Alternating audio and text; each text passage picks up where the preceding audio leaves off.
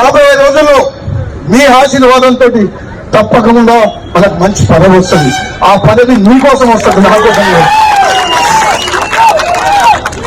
నేను చెప్తున్నా, మంత్రి కాకపోతే డైరెక్ట్ గా ముఖ్యమంత్రి వైద్యం భయపడుతున్నాడు. నేను చెప్తున్నా, చేస్తారా చేయండి మంత్రి, చేస్తారా చేయండి, ఇచ్చిన మాట కట్టుబడి మంత్రి. చేస్తారా ఇచ్చిన మాట కట్టుబడి చెయ్యండి. ఇంకా వేసి చూస్తున్నా, పదవి గురించి మనం బాధపడలేదు. ఒకవేళ చెయ్యకపోతే డైరెక్ట్ మన టార్గెట్ అదే. ఇంకా మీరు ఏం చేయాలంటే